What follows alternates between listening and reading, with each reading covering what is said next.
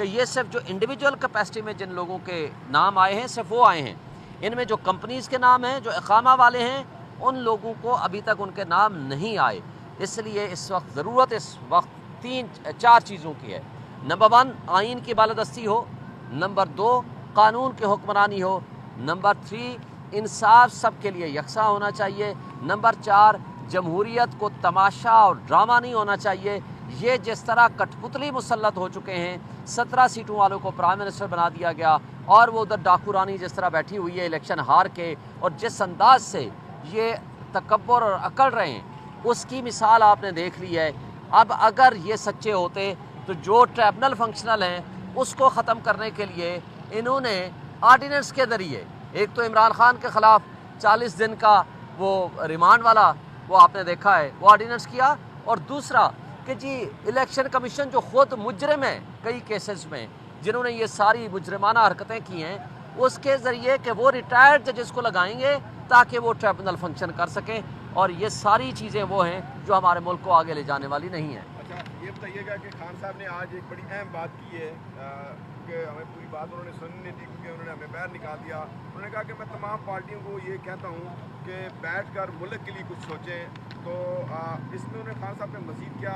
چاہتے ہیں کہ وہ پارٹی کے ساتھ مذاکرات چاہتے ہیں، اسٹیبلشمنٹ کے ساتھ مذاکرات چاہتے ہیں، اس کے بارے میں تھوڑا سا کلیئر کریں۔ دیکھیں خان صاحب نے یہ محمود اچکزئی کے ذریعے پیغام ان کو پہنچا دیا ہے، اور دوسرا انہوں نے ملک کے تمام طبقوں کو انکلوڈنگ آل پولیٹیکل پارٹیز کو یہ کہا ہے کہ آپ ملک کا سوچیں، بیٹھ جائیں، اس لیے کہ یہ ملک ہوگا تو ہم سب ہوں گے۔ اگر ملک کی تباہی اپنے ہاتھوں سے جو لوگ کرنے جا رہے ہیں یا کر رہے ہیں ان کے خلاف متحد ہو جائیں، اور یہ ایک واضح پیغام تھا to all the political parties including the present regime جو اس وقت کٹ پتلی کی صورت میں یہ بیٹھے ہوئے ہیں۔ اور آج دیکھا کہ وہ دانیال جو کہ خود قاتل ہے، ہمارے ایک سابق ایم پی اے چودھری عدنان کا، پی ٹی آئی کے سابق ایم پی اے چودھری عدنان کا قاتل ہے وہ اور اس کا باپ، پوری ایویڈنس آ چکی ہے۔ وہ آج یہاں اس کیس کو چیک کرنے کے لیے آیا ہوا ہے جس کے اوپر خان صاحب نے احتجاج کیا اور اس کو باہر نکال دیا۔ اور اسی طرح پچھلے ہفتے پتہ چلا کہ وہ ایک بیرسٹر عقیل نامی بندہ ہے جو کہ بری طرح ہارا ہوا ہے فارم 45 کے مطابق، اور وہ بھی یہاں جناب دن دناتا پھر رہا تھا اور دیکھنے کے لیے اور چیک کرنے کے لیے آیا تھا۔ ہم یہ ان سے مطالبہ کرتے ہیں کہ یہ کٹ پتلیوں کے خلاف شدید نفرت ہے لوگوں کی، یہ ہارے ہوئے لوگ ہیں، یہ کس منہ سے یہاں ہمارا کیس کا ٹرائل ہے، ہم لوگوں کو اندر جانے نہیں دیا جاتا، اور یہاں جیلوں میں یہ دن دناتے پھرتے ہیں، ان کے خلاف شدید احتجاج ہم کرتے ہیں۔ Thank you. سچ بولنے والے صحافی ہیں، جیسے عمران ریاض کے ساتھ احرام کی حالت میں جو اس کو گرفتاری، کڈنیپ اور زیادتی کی ہے، اس کی شدید مذمت کی ہے۔ عمران خان صاحب نے یہ بھی کہا ہے کہ چیف جسٹس قاضی فائزہ صاحب نے فرمایا تھا کہ میرے زمانے میں، یعنی ان کے ٹینیور میں، کوئی انصاف کے راستے میں انٹرفیرنس نہیں ہوئی، کوئی نظام انصاف میں کسی طرف سے اٹیک نہیں ہوا۔ لیکن آپ نے دیکھ لیا محمد عباس کے اس خط کے بعد جو chief justice Lahore high court کو لکھا گیا، کیا چیف جسٹس آف پاکستان قاضی فائزہ صاحب اس پہ ایکشن لیں گے؟ اور عمران خان صاحب نے مطالبہ کیا ہے کہ اس پہ ایکشن لیا جائے۔ دوسری بات، محمد عباس سرگودا کے جج۔ دوسری بات، جس طریقے سے جو سچ بولنے والے صحافی ہیں، جیسے عمران ریاض کے ساتھ احرام کی حالت میں جو اس کو گرفتاری، کڈنیپ اور زیادتی کی ہے، اس کی شدید مذمت کی ہے، اور وہ یہ کہہ رہے ہیں کہ صحافیوں کو سب کو، پولیٹیکل پارٹیز کو سب کو، عوام کو اکٹھا ہو کے اس ناانصافی کے خلاف آواز اٹھانی چاہیے، ان کو اکٹھا ہو جانا چاہیے کہ یہ کیونکہ یہ آج 25 کروڑ عوام کی ایگزسٹنس، ان کے وجود کا سوال پیدا ہو گیا ہے۔ پھر انہوں نے یہ بھی کہا کہ آج دیکھیں کام ہوتا ہے اپنے ملک کی حفاظت کرنا، میری اور آپ کی، ہمارے وہ ٹیکس کے پیسوں سے ہم ان کو پیسے دیتے ہیں، ان کا کام ہے کہ ہماری حفاظت کریں، وہ انٹیلیجنس رپورٹس بنیاد پہ دہشت گردوں کے خلاف کارروائیاں کریں، وہ ہمارے حفاظت کریں ہمارے بارڈرز کی، چہ جائے کہ وہ ہمارے اپنے لوگوں کو اٹھائیں۔ اظہر مشوانی کے 2 بھائیوں کو اٹھا لیا، شہباز گل کے بھائی کو اٹھا لیا، اور اس طرح پی ٹی آئی کے کئی کارکنان کو اٹھا لیا گیا۔ یہ غلط طریقے سے ان کو صرف پی ٹی آئی کو ڈسمنٹل کرنے، پی ٹی آئی کے کارکنان کو اٹھانے کے لیے استعمال کیا جا رہا ہے، جس سے ہمارے ملک میں رول آف لا کا جو انڈیکس ہے وہ ختم ہو رہا ہے۔ پاکستان میں نظام انصاف کے اوپر سوالیہ نشان اٹھ رہے ہیں، اور اس طریقے سے نہ انویسٹمنٹ آتی ہے، نہ لوگ سرمایہ کاری کرتے ہیں، بلکہ کیپٹل فلائٹ ہو رہا ہے، پاکستان سے پیسہ سارا ملک سے باہر جا رہا ہے۔ پھر انہوں نے یہ بھی فرمایا کہ آپ یہ دیکھیں کہ جو دبئی لیکس ہوئیں یا گندم سکینڈل ہوا، کیا اس حوالے سے نیب کا کام نہیں تھا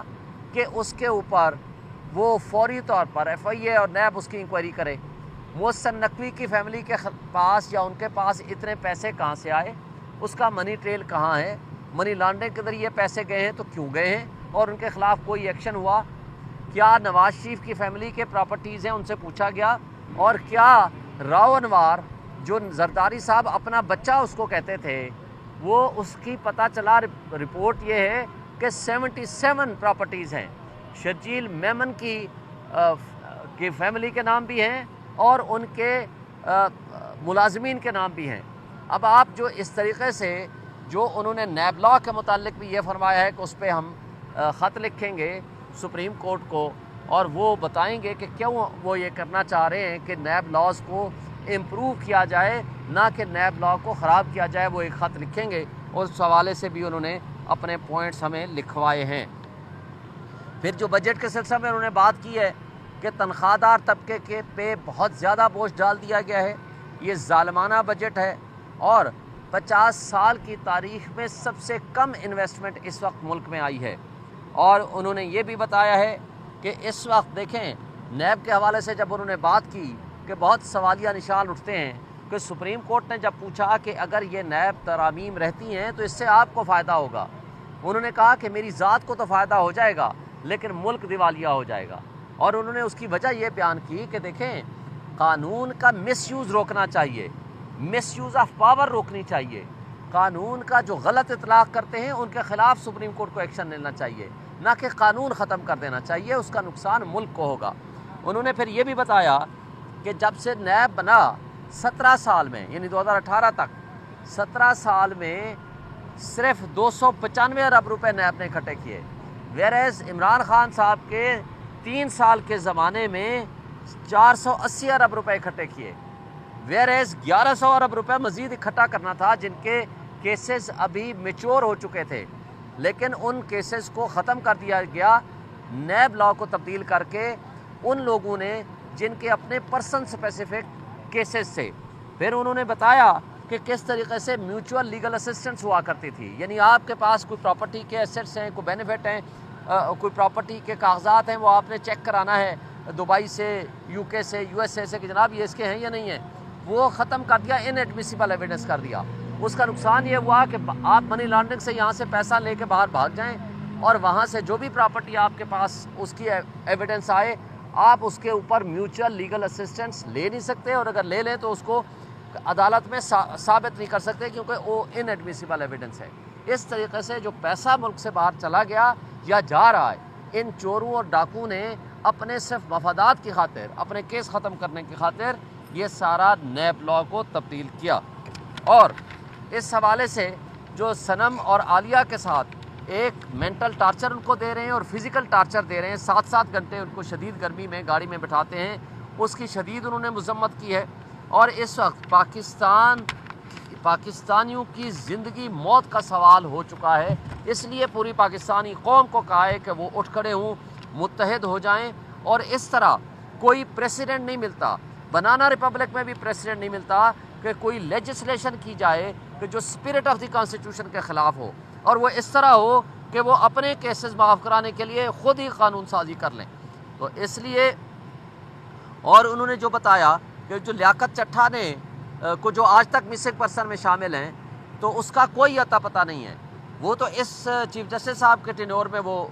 اس کو اٹھایا گیا اور اس کو بھی پروڈیوس کیا جائے بیفور دی کورٹ۔ اور پھر آپ دیکھیں گے جو